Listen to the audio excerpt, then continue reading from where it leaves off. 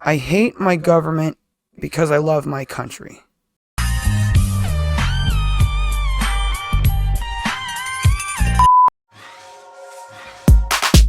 Right about there.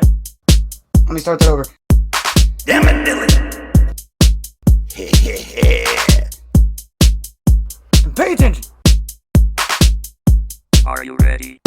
Let's do this! Hello everyone and welcome back to Uncommon Sense. I am your host, Billy the Kid, and today in the studio we have... There I am, folks, your uncommon host, Butch, right here with you, and we have some interesting topics just for you today. First on the list today, we've got ESG scores. A lot of people probably haven't heard of what an ESG score is. Today, hopefully, You're going to find out. You're going to find out. Hopefully. Oh no, that's a guarantee. It's also a guarantee that we'll blabble about it for a while. Oh, yeah. Okay. Alright, so here we have ESG scores and ratings. What they are, why they matter. Okay, and this is from, what is this from? Diligent.com. Diligent.com. Diligent, August 2020. ESG stands for Environmental, Social, and Governance. Oh, that's comforting. Yeah. So this says, as environmental, social, and governance issues... My eye's twitching, guys. Sorry. Yeah. Look at my eye twitching. Ascend on the priority lists of boards and stakeholders, third-party rating and reporting organizations have developed ways of measuring companies' efforts. Is a company failing to meet compliance? There's that word. I hate that word. Yeah. That's become the new C word. You can call me a C-Wenty all you want, just don't tell me to comply. Yeah. That's not going to happen. I'm going to show you what a C-Wenty I can be. First of all, I'm a freedom-loving American, born right here in the United States, good That's old right. USA. I'm an American. I'm not white. I'm not black. Dude, I'm not revolution brown, is I'm our not yellow, I'm heritage. not polka dot. Do people understand that? Revolution is our heritage. That's And right. we are in the midst of a new one. It's crazy. Okay, so let's go back to ESG scores. Speaking of the revolution. Okay, stop it. Are diversity, equity, or other governance issues putting the company at legal or reputational risk? Okay, now we're really getting into it, aren't we, Butch? Yeah. How dare you? It's one of those, how dare you? How dare you? You know, there's this. Yeah, I remember that song. I don't give a damn about my bad reputation. Anarchy in the USA. Oh, I said it on camera. Shit. I'm over it. For real though, like, this right here that's happening right now, this is what anarchy stands against. You know what I'm saying? Exactly. ESG score. I mean, let's see, a reputation of how well they can comply and be governed. yeah. And you know, How well can you follow rules? So now Yeah. this is SATs for the real world. yes, You know what I mean? Exactly. For the political world. Yep. This is your political SATs, you guys. Yeah, all depending on what side of the spectrum you fall Right. on is how bad of a score you're going to get. Okay, now I'm Asian, I passed the SATs, but I don't think I'll pass this one. Just saying. I just racially profiled myself. Oh wait, that happens often. You're racist. Stupid hair. There we go. Did I get it? You got it. Cool. What's that big long one? Ah!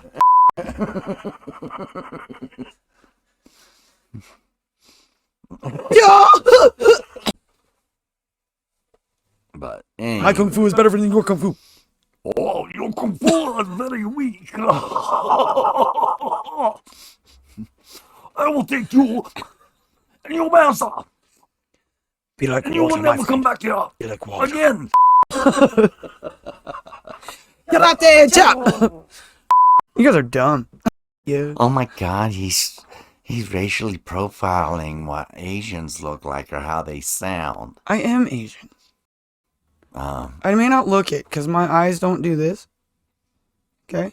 But I am Asian. You're racist. Now back to the show. Let's reread that line. Are diversity, equity, or other governance issues putting the company at legal or reputational risk? The ESG reports and ratings developed answer these questions, often including a numeric or other, quote, ESG score to provide clarity on ESG actions and for investment decisions. For stakeholders and investors, ESG reports and ratings take some of the complexity out of evaluating a company's ESG activities. So it's another way for all of these social justice warriors to push their social justice and ideology. Yeah. And their ideas and their wants at the moment. And the narrative of which changes on a daily basis. So what do you guys think about the ESG? What do you think about it, Butch? It's just another way of them to keep track of, one, a political party, to also find out who's willing to comply or bow down to government and their wants, wishes, and whims. And I don't like it. Talk about an invasion of privacy too, right? Yeah.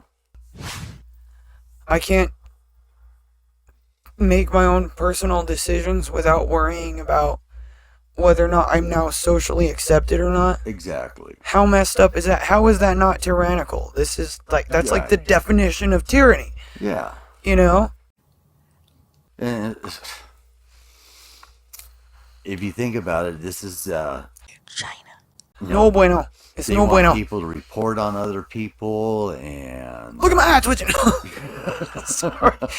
Sorry. Yeah, it kind of reminds you of 1930s Eastern Europe there. Yeah, where was that? Yeah. Didn't they build a wall in the middle of it Yeah, to keep like the ESGs? It's another socialist state plan that will help keep tabs of everybody and everything to see how well you comply or won't comply. Well, and all this stuff, this technology, this like the ESG thing and the passport apps and all that stuff. Yeah. This is everything that Hitler wanted. Yes. Everything that he wanted. They didn't have the tech yet. They were working on it. Yeah. Hence, we have it now. Thanks, Operation.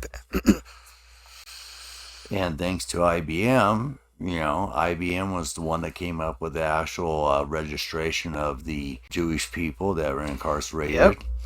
They're the ones that came up with the numbering system. Oh, and it's interesting too how much some of that stuff is linked in with our, like the way they keep track of us by name and social security numbers and stuff now too. Oh, yeah. More so than they did before. Yeah. Well, you got to think the social security number wasn't even implemented till, what was it, the 1950s? 50s? Yeah. Yeah, so see, it was after 50s. World War II. Yep. The more you know. Remember the after school stuff? The more you know. The more you know. Ding! There we go. The more you know. The more uncommon things you know. Yeah. Honestly, this is almost like a precursor, I guess, to... I'm writing some stuff up about banking. Right. And who controls our banking system. Right? And this, I feel like this is the new addition, right, to the central bank. I think it is. You know what I mean? Right. This gives them that much more control over what we do, our money, all of that. Yep. All of that. So, hey, answer us in the comments. Do you guys know who owns the Federal Reserve? Which would essentially be also the IRS? Where does our money go when we pay our taxes? Why do we pay taxes? Is it even legal for us to pay taxes? Don't ask these questions. Why are we not talking pay Too late. attention to the man behind the curtain.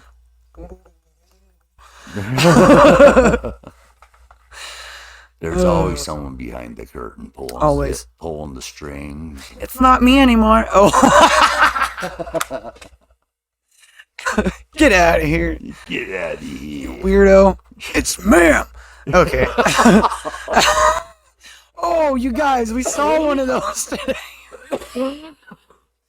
We stopped at the store on our way over here. Oh, wow, yes. We saw one. Like, I literally almost ran into it. Yeah. I was like, ew. Just kidding. Okay, I was kind of like, ugh. man, this is one drunk, ugly woman. And then I realized under the mask, there was a hideous beard. Had more of a beard than I do. And Damn, I was like, holy crap. And then they was wearing panties. And that little, did you see that little purple lacy thing they were wearing as a top? I tried not to look. I was scared. And when they stopped and bent over, you could see the panty line. Wait. And I'm like, are you kidding me? Maybe I am phobic. I'm like, I was scared. I feared for my life. I was afraid if he touched me, I was going to turn gay. Okay, not that kind of scared. But, you know. We're not homophobic, so if you take that wrong, I apologize. I am, however, what would we call it? Woke phobic? I have woke phobia. Shit terrifies me. No, it just makes my brain bleed. I probably have like 10 aneurysms at this point. Okay, here we go. Who's not a fan of this guy? Yay, Glenn! I like Glenn Beck. He says it just how it is. He does. I was listening to Glenn the other day, and it made me think of back in the day, riding in the truck with my dad and listening to Mike Reagan. Right. Like, it brought back like this reminiscence. Oh. You know, it's kind of like when you listen to Mike Rowe's new show, and it brings back that reminiscence of Paul Harvey. Right. You know, I was like, bro, I get it. And I have to give And Mike frankly, Rowe props. I think he's doing an outstanding job on the show, and I wish him nothing but the best of luck. Absolutely, it's a great show, and he's a brilliant guy. Oh yes. Down to earth. Oh yeah. He's real. Nice guy. And when I say he's real, it's not like he's so real and he's really fake. Not one of those people. No, he's like he's a down to earth guy. Normal, everyday dude. Worked hardworking jobs, and that's what he likes to do. And now he's mad respect. Respect for that guy. Okay, but yeah, I have mad respect for Glenn Beck too, and I think in a lot of ways Glenn is more open-minded than Mike Reagan was. Right. And that's probably why I do enjoy listening to him so much, because he's very conservative and he's Mormon. Yeah.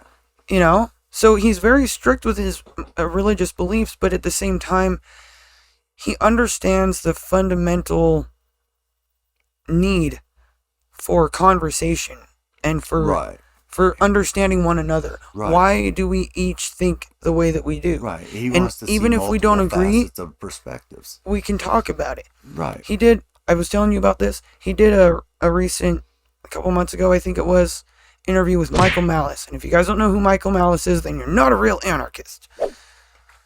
Just saying. I know. I love how I'm a constitutionalist and an anarchist at the same time. It's confusing. I know. Hurts my brain, but everything hurts my brain. It's really hard because you got one leg on one side of the fence, the other leg on the other side of the fence, and here you are right. And I'm like, ow! I slipped one day. Ooh. No, but it was cool for me to listen to them talk because honestly, I meant what I said earlier about it was like listening to the two sides of my brain have a conversation in real life. I was like, yo. Weird. It's always a good thing to have a good and honest debate or discussion on a topic. Yes.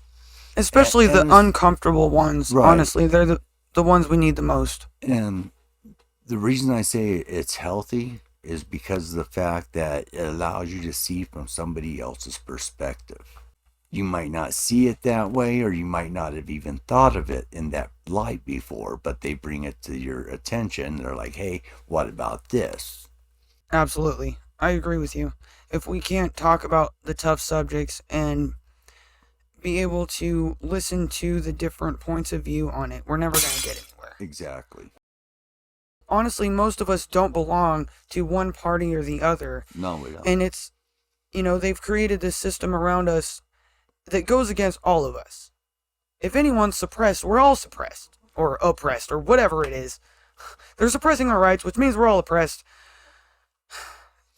And we're all in almost an illusion of freedom. Right? And we have been for a long time. I think, personally, in today's society, the way they have us separated by political class or skin color or sex or how, whatever, however they want to divide us. And that we allow them to do that and to put us in those categories. Yes. And that is our doing, and it will be our undoing if we don't fix it. They knew that they were not strong enough to conquer a unified country, so they split Germany into small groups. They used prejudice as a practical weapon to cripple the nation. So, I said something funny earlier. I think I might have said it to you, but I know I said it to my roommate and we laughed. Because I said, the only way that I'm non-binary is when it comes to political parties. Because I'm not left, I'm not right, and who the heck are you to tell me which directions I can go? I'm gonna go forward if I want. Backward, why not? It was nice back there. No, you know what I mean? Right. I'm gonna go northwest if I freaking feel like it. So don't tell me that I have to go right or I have to go left. No. I have my own beliefs, my own ideals. So, and whatever it is that this party aligns with is not going to be what I personally think and feel in my own unique everything, well, right? It's like, well, the both of us, we might have a lot in common. Right. But we don't have everything in common. Absolutely not. So, it's like, sometimes I say some of that weird hippie ass shit and you're like, I'm like, but bro, this is where... just hear me out, okay? This is where the problem is in relationships of humanity, is remembering to accept one for one's own individuality. Yes. Back to that whole interview with Glenn and Malice. Right. It was great because by the end of it, Glenn Beck was like, basically like, I think you might have sold me on this whole anarchy thing. Right. We have more in common than I thought. Actually, yes, we do. And you and I have talked about how a lot of conservatives today are more in line with the political values of what the Confederates were fighting for, even though we don't believe in slavery. Which I think is why the rebel flag has become such a staple in a lot of this. For one, because the left keeps trying to condemn it. Right. And also because essentially the Confederate flag in today's world now stands for rebellion. It doesn't stand for slavery or white supremacy or whatever the heck it is they want to say it stands for. It stands for rebellion. It stands for rebellion. And rebellion means, and this is a quote from Michael Malice, and I wrote it down because it is amazing. And I'm like, I'm glad someone else feels this way. I hate my government because I love my country. How many of us feel that way today? I do. I do. I do. I definitely do. And I have felt like that for a long time. I'm a constitutionalist. But first and foremost, before I'm a constitutionalist, I'm an American. People are going to get that confused in some ways. Right. Because we do believe in the Constitution. And we do need to pick it apart. We've talked about that. Yes, we're going to do that. And we are definitely going to do that. We have kind of an upcoming series that we've been talking about. I'm not going to say much more than that right now, but I'm kind of excited about it. Yeah. It's going to be really interesting and in-depth, I think. It's going to be something to look forward to. I think so, for sure. But just because you understand the Constitution and you value what it says does not mean that you worship it, for one. No. And it doesn't define you. No. And yeah, so check that interview out for sure. Yeah. And you need to check that one out I too will in full, check it because out. it's a doozy. Oh. Alright, so let's go back over here since we kind of got on a tangent there. Glenn Beck, he says, chances are you've noticed that many large companies have decided to become woke activists despite the fact that alienating half your customer base is a terrible business strategy. And I have to agree, it is a very terrible business strategy. You think this woke shift isn't being driven by the usual market forces? It's the Great Reset's ESG Scores system at work, Glenn Beck said on Glenn TV. Under the environmental, social, and governance score system, companies will no longer make decisions based on what you, the consumer, want. Now it's all about what those in power deem society should want. And it's not just businesses that are affected. We've got the clip from the Rubin Report with Glenn Beck. Right.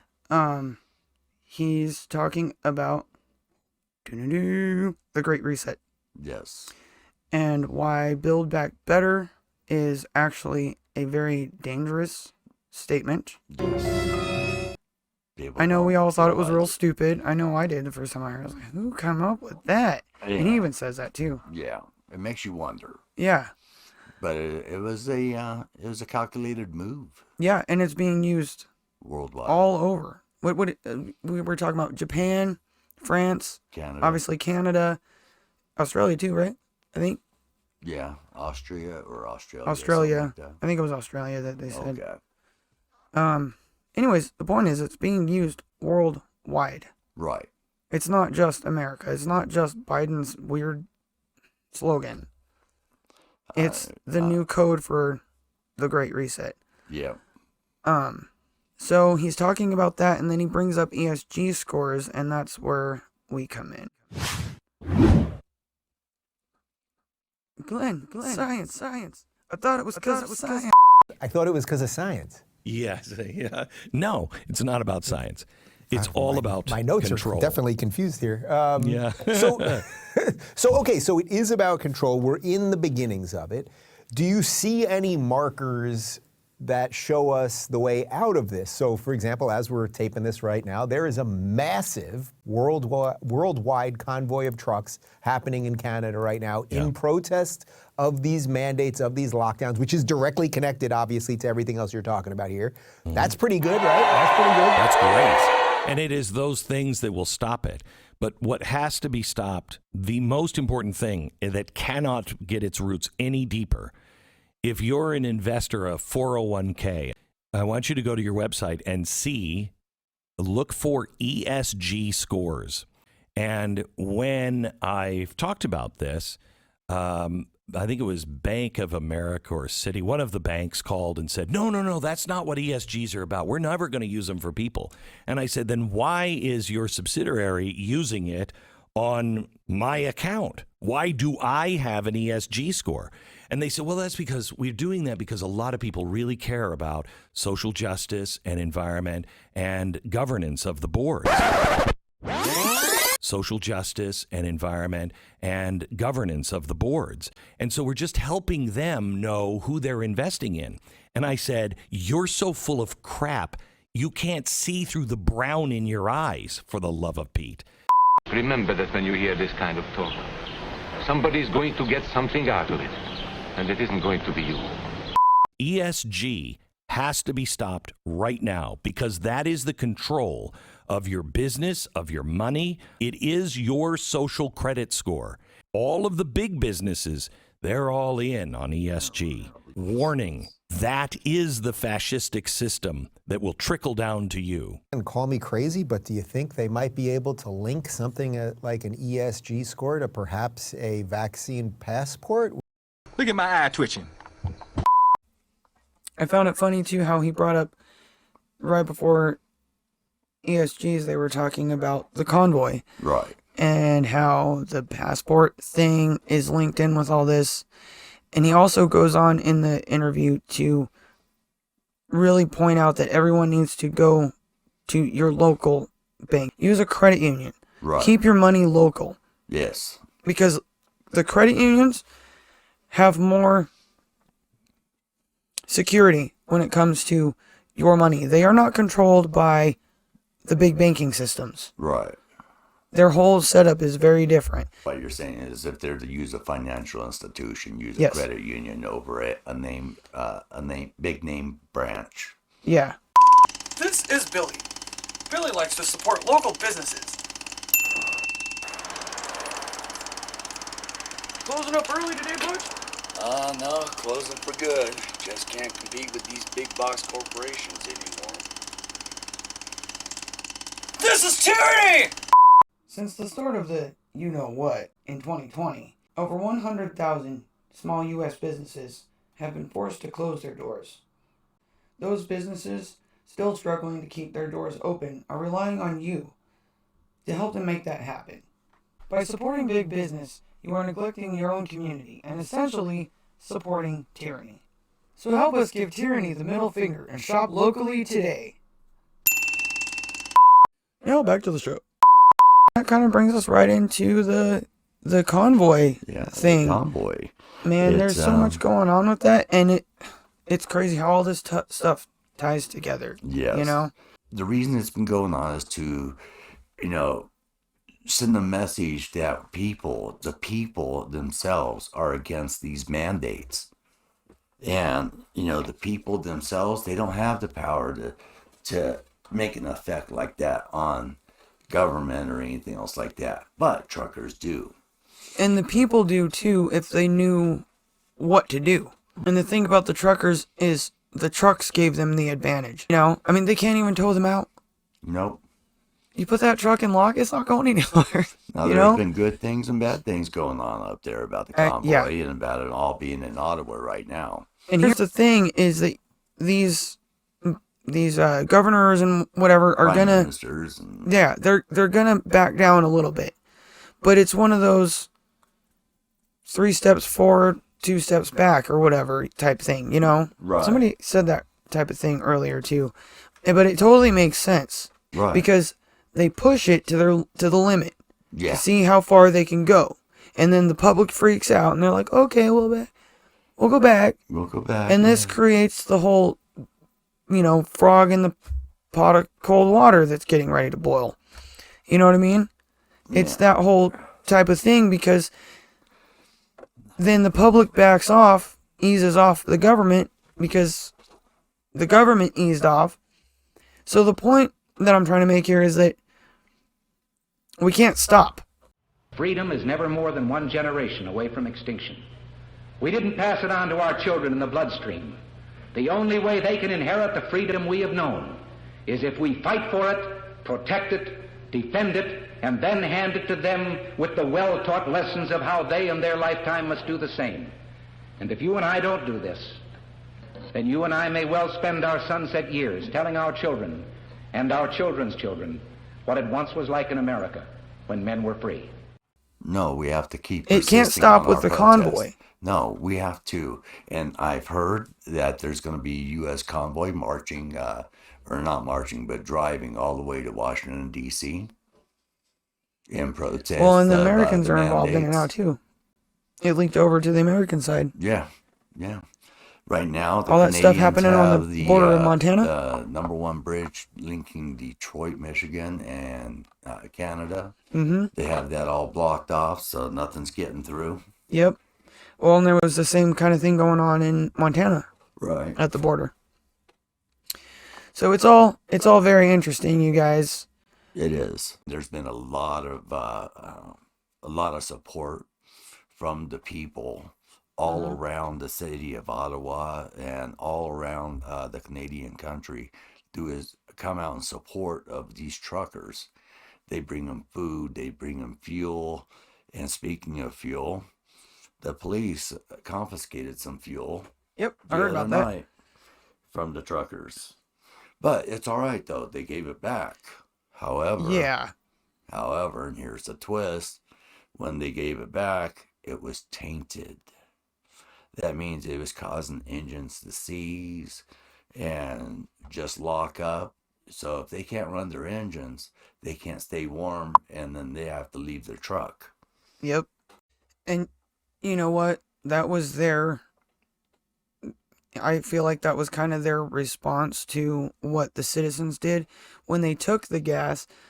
And then not only did they confiscate the gas from the truckers, but people trying to bring gas in, Right. or their gas was getting confiscated and they were getting arrested. Yes. So what happened was then a bunch of people got together, like crowds of people filling up the streets. Everybody had a gas can. Some of them had gas. Some of them had water. One guy walked up to a police car and he goes, "You guys want Kool-Aid? I got some Kool-Aid. No? You don't want no Kool-Aid? All right." There is, a lot of people of color, shall we say, that were there in support of the protests that were from the United States. And they wanted to expressly let it be known that there is no racial energy here. There's none of that racism going on. So speaking of that, and that the lamestream media has gotten it wrong again. yep. So. Did I send you that one? I know I sent it to some people, but I sent one around a little bit of Sydney Watson. Go to her channel, creatively named Sydney Watson. Okay. So, she brought that up and she showed this clip was from Rebel News. Right. And it was this Arab dude. Okay. And I'm not saying that to be racist or whatever, but full turban, perfectly wrapped black turban. Oh, man. And he walks up to the camera and he says something about mainstream media and everybody should know that this is not a racial or religious thing, that this isn't about white supremacy. We are united here, and this is about freedom. And I was like, you tell him, man, with your turban. Like, rip their narrative apart and just throw it in the fire. And tell our enemies that they may take our lives, but they'll never take our freedom. We've got ESG scores. We've got passports tracking where you're going. Yeah. How far you've gone, where you've been, what you did. Yeah. All of that. Yep. It's just tracking you everywhere.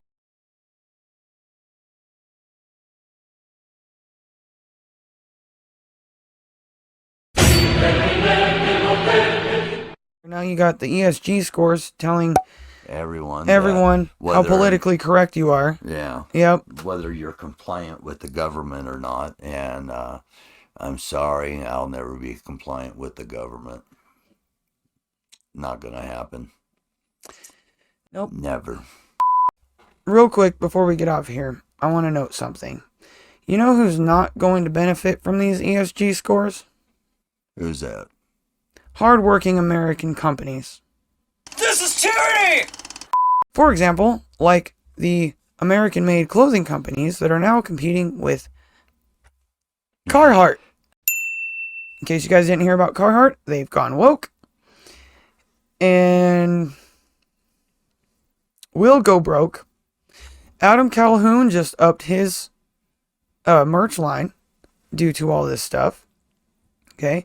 He makes clothing that could be comparable to Carhartt. Right. As far as the style, similar durability and all that.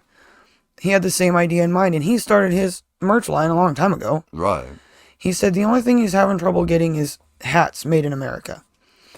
And then a friend of mine mentioned American Needle and he was like, it's an older company. I don't know if they're still around or, right. You know, if Nike pushed them out. Well, pardon me. I looked them up. Yes. And they're now made in Bangladesh. Oh, man. That's disappointing. So, I kind of think Nike might have bought them out or something like that. Yeah. Like they bought out everybody else. So, out of curiosity, the other day, I looked up American-made clothing companies. Right. And I found a couple of really good reviews on clothing companies that are American made. Right. There's a few here in Oregon. Unfortunately, they're very expensive. Oh, man. And most of the places are. There was one, I think it was in New Hampshire or something, that actually wasn't too bad. And I think like their jeans range from $50 to $60, not too horrible. Right. Whereas there was some of them that were like $300. I can find it again. I'll link it in the description because it was a pretty good review. And the guy that was doing it, the last one he brought up, he said they are kind of expensive, and he'd actually bought like one of their jackets and a pair of their jeans, and he said that as expensive as they are, the one reason that he would stand behind this company is because they have a lifetime guarantee on their clothes. So he spent like $150 on his jeans, but if a stitch comes out, if they rip, if they wear through, he can send it back to the company and they will either fix it or replace it. Yep. Hardworking Americans, we're not going to just throw out our money on some work gear that wears through, and we spent $150 on it. $300 for this nice, winter coat or whatever. He's like, but if that gives me a lifetime guarantee, and the company will replace or fix whatever it is I bought from them, that changes everything. Yeah. Because now, not only You're getting more do bang I for have the a buck now. good article of clothing, but I have that guarantee from the company that made it that it will last. Exactly. And he's like, the only downfall is probably that might not be the best business model because nobody's going to need to buy more than like 3 pairs of pants. Anyways, I just wanted to throw that out there. We got to remember our American companies, our local companies. Yes. And we have to get back to being local. If you can't buy from your local town, buy from your county, buy from your state, then buy from American made. Right. Depending on what you can afford, what's available, so on and so forth. Yeah. But we've got to start keeping it here at home. And that's nothing against other countries. Right. Of any kind, Definitely not. There's a good product from Finland, I'll buy it too. But the point is that we need to focus on keeping our industry here at home. Stop sending it over there because it's cheaper. Exactly. How much talent are we oppressing in this country right now? Because it's ridiculous. You guys have any idea how much cheap animation comes from North Korea? Yeah. A lot. A lot. Okay, so. Anyways, I think that's about all the rant I got for today. That's all I've got. Keep it American. Keep it simple. Keep it local. Keep it local and as the great Michael Malice said, hate your government because you love your country. Can I get an amen? Amen. Blessed be y'all. Have a good night.